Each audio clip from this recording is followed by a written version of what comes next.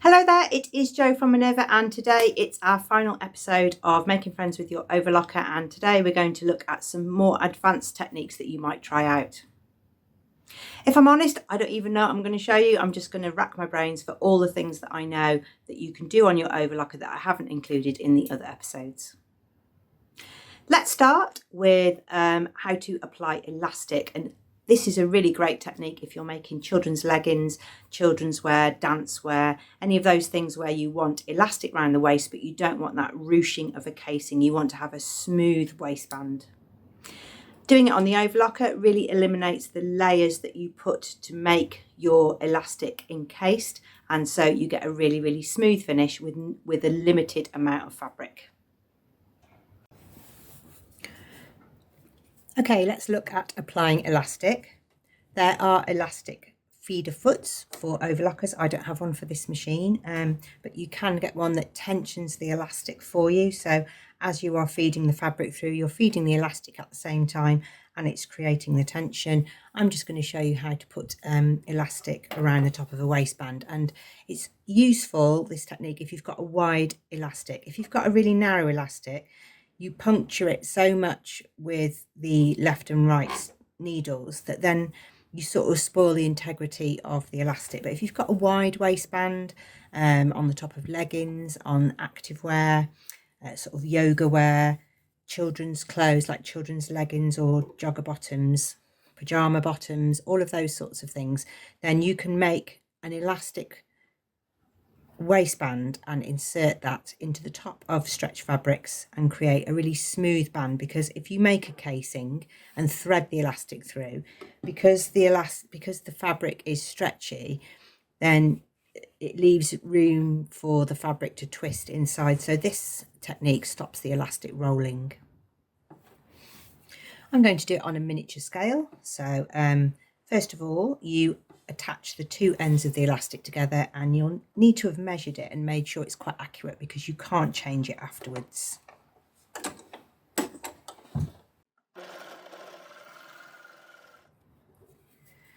Once you've made your elastic ring, you're then going to set it in quarters,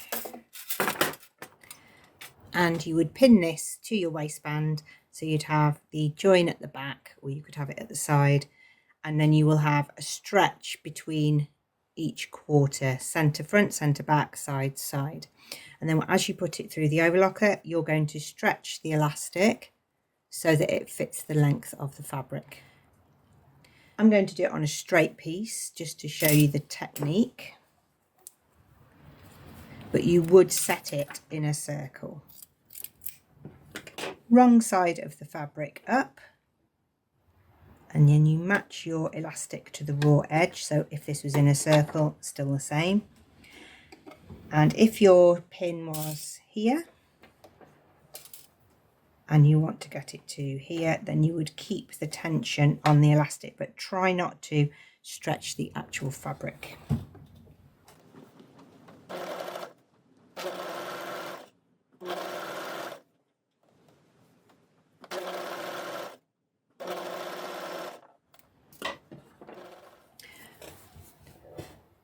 Once you've got your elastic attached, you can see I have got some tension on it because it's created a little gather, and then you would fold your waistband down and sew it again on your regular sewing machine. You can flip it back and do it like a mock hemband, so you could do it all in one pass and keep it stretched, and you would get that little ladder stitch. So you could go back and look at the flat locking tutorial. You would have to disengage the blade to do that. It's a good idea when you're sewing elastic generally to disengage the blade, because you don't want to cut the elastic, because once you start cutting it again, you'll weaken the elastic. So you rarely see this technique shown in instructions, because instructions don't often include using an overlocker. So if you've got a waistband where you need to add a piece of wide elastic, add the first pass with the overlocker, fold, and then sew with your lightning stitch on the sewing machine. If you completely want to use your overlocker, then you can use the flat locking seam. Let's try a little one with the flat locking seam just so that I can show you. Elastic onto the wrong side of the fabric, cover over the elastic, disengage the blade, make your stitch length really nice and long.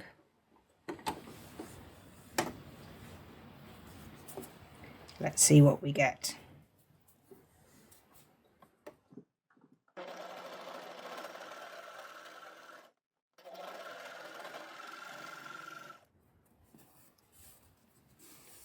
And obviously you would use a matching colour there, but you can see because I had my left needle on 0, then it peels apart. And you can also attach elastic like that because the back is all overlocked and it's attached at the front and the elastic doesn't come out. As I said, all of these elastic techniques mean you need to measure the elastic, quarter it, and spread the load of elastic around your waist. If you fancy something a little bit more advanced, then you might try to make pintucks on your garments. So you'll need to allow extra fabric for the amount of tuck that you have exposed. But I'll just show you the basic technique because you'll need to work out your own measurements. So you need to remove your left needle and just operate with the right needle. And your upper looper is going to be quite loose, so that's on 3, and your lower looper needs to be quite tight on 6 or 7, whichever one you can get it to not snap the thread on. And you're going to change your stitch length to really narrow because you want it to fill in the stitch line. You don't want to have big gaps between your stitches. Mine goes down to an R for a rolled hem, and my width goes down to an R for a rolled hem. You might have an R on your machine. That just sets your whole setup to rolled hem. So it depends on your machine, so you can check your manual. To prepare your fabric, mark where your lines are and do a little press so that you get a really clean fold. And this is good for really small pintucks. It's not great for the larger ones you get on the Tilly and the Buttons Marnie blouse, but this is great if you want to put a few little rows of pintucks along the bottom of a skirt, or if your sleeves are a little bit long and you put a few rows of pintucks to adjust your sleeve length, say if you've got a detail on the sleeve. If you were doing it across a bodice piece, then you might need to make sure that you're not going to lose, if you're pinching out 3 or 4 mil here, 3 or 4 mil here, 3 or 4 mil here, you will reduce the width of your fabric. So you need to make a calculation that adjusts for that amount of loss in the fabric.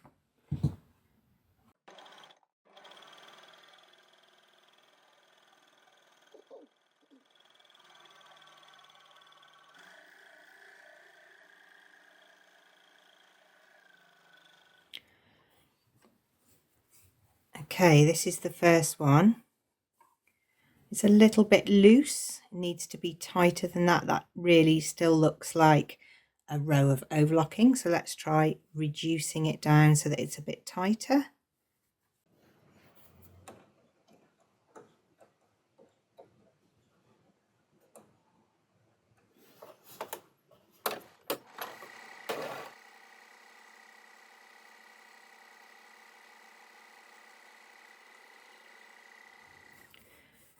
So you can see the difference between those two.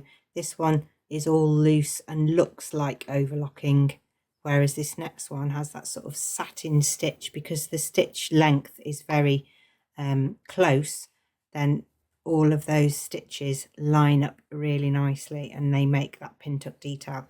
Obviously I'm doing it in a different colour, but if you did that in a matching thread, you'd get a really nice detail.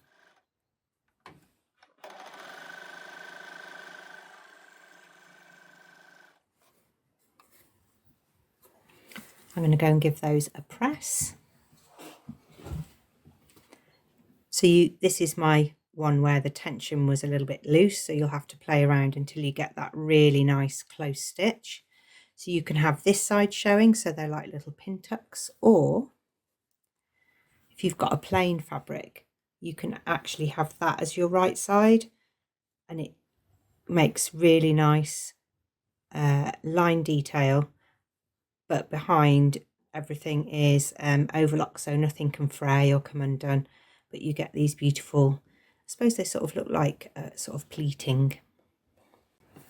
So you might want to have a play around with making pin tucks with your overlocker.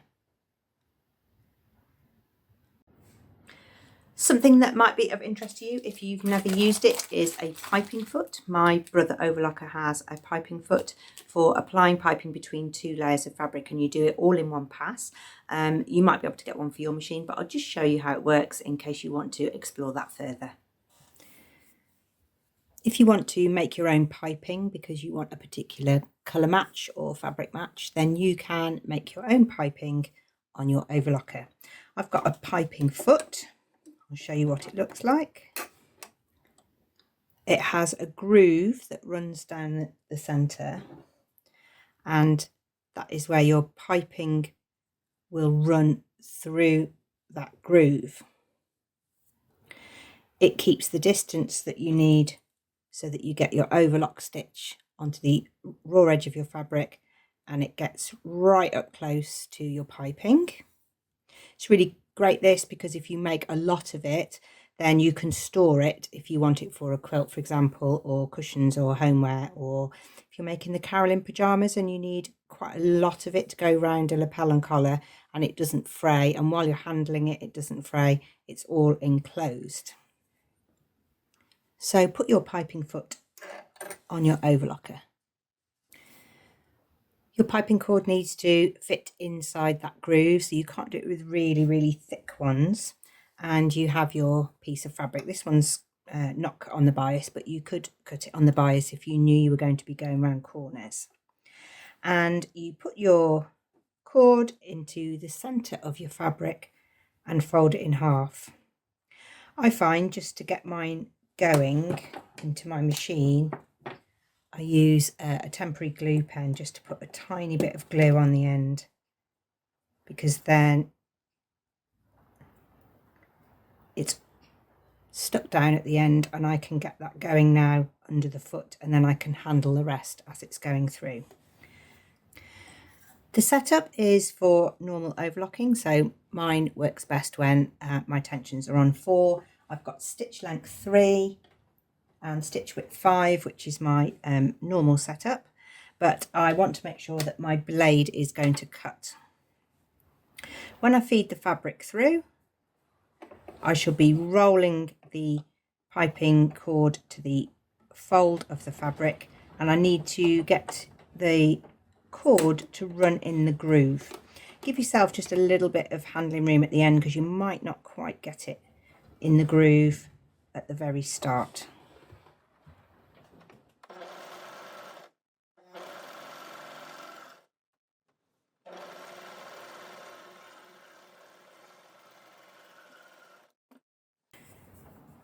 And that is how you make piping cord. Mine got started quite well at the beginning. That's that little bit of glue that helps just keep it together. You can make lengths and lengths and lengths of this. If you've got good machine handling skills, then you can make your piping and put it between your 2 pieces at the same time. So you match all of the raw edges up together.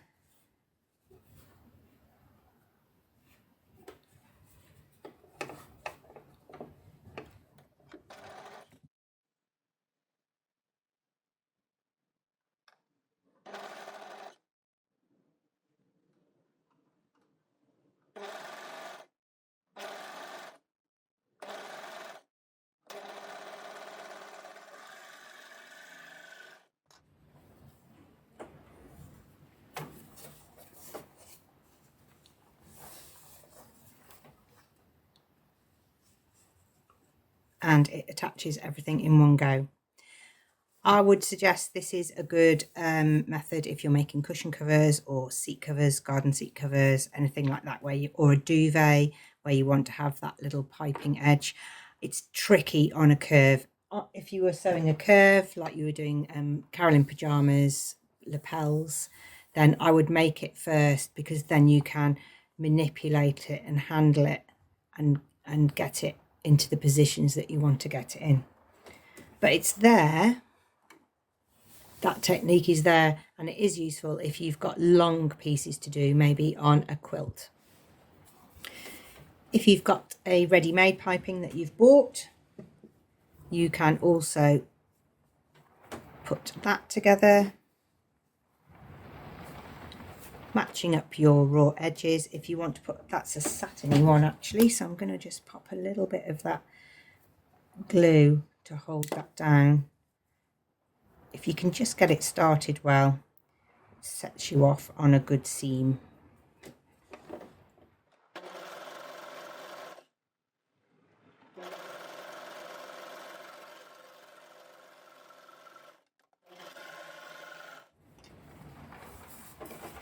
And this one I've managed to get much closer because it's already well clamped down before it starts. Gosh, it is blowing a gale outside. And that is how you use the piping foot.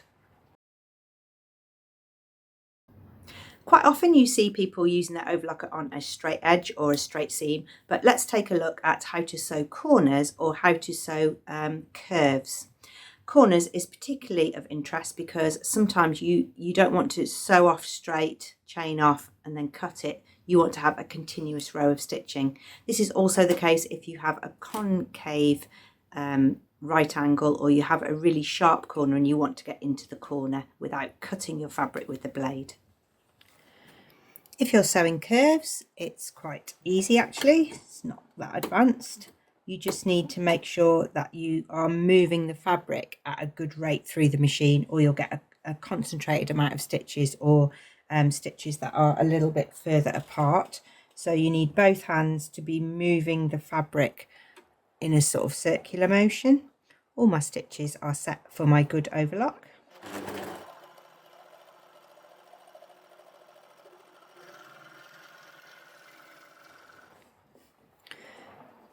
And you'll be getting a really nice curve shape. It doesn't really matter if you get a few little bunching up of stitches, because sometimes especially if you're sewing a complete circle, then you might need to just keep moving it really, really quickly. Don't sew as quickly when you're going around in a circle, because you need to be moving the fabric in time with the stitches. So that's sewing a curve. If you're sewing corners, and you don't want to have lots of tails, so you don't want a tail on each corner. Say you're making a table mat.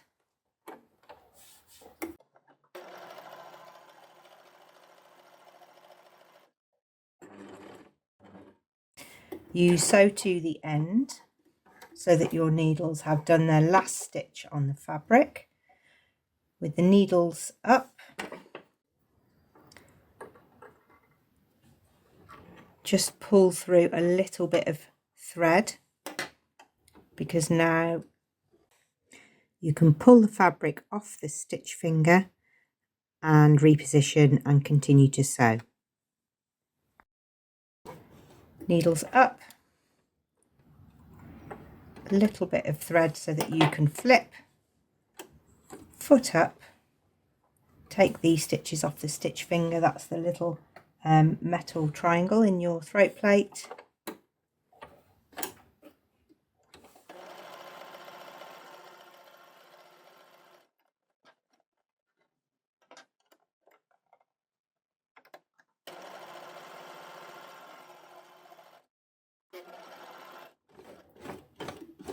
And do a couple of hand rolled stitches. If you don't want to have a lump at the end, you can take your threads off the stitch finger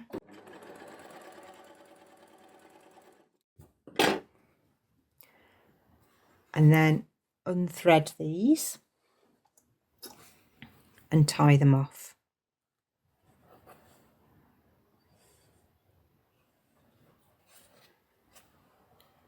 So you could tie off these threads, snip them off,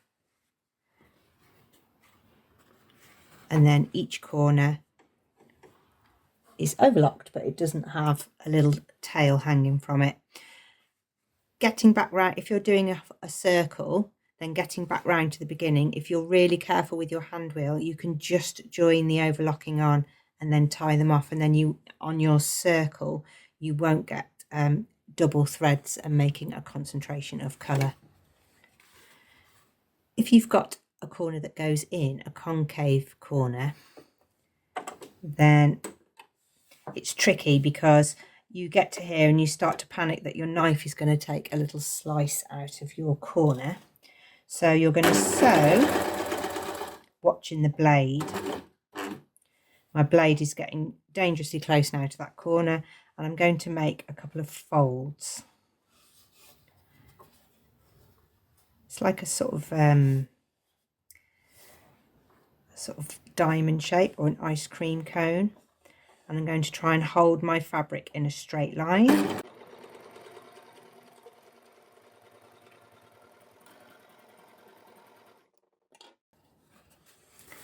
So that when I let go, I know I haven't cut into that corner. And that's how you sew a right angle corner. I think I've exhausted everything I know about overlockers, but if you have a specific question or you would like me to cover something else that you've not seen in this series, then do leave a comment below. I can't promise anything, but we might be able to put together something that you think I might have missed. If you're looking to consolidate some of the things that you've seen on the videos throughout this series, then I really recommend that you get out your manual and get a cup of tea and have a look through your manual now that you know some of the terminology and some of the things that you've seen in action. You can also get some great tips from the Simply the Best Sewing book. It's by Simplicity, it's on our website, and throughout this book, showing all different techniques. It will also show you some techniques on a serger. It gives you a little bit of troubleshooting information if you're getting a few problems with your machine. There's a great table in here giving you some solutions to finding out some of the problems that you might be having. I hope that you have made friends with your overlocker during this series and that you will get lots of chance to use it and choose some garments that you would love to make. We would love to see them if you do make any garments or any craft activities that you do in your home. Do make an account with us, take a photograph, give a little description and inspire our Minerva makers. Thank you very much for watching. Do call again for more sewing tutorials soon.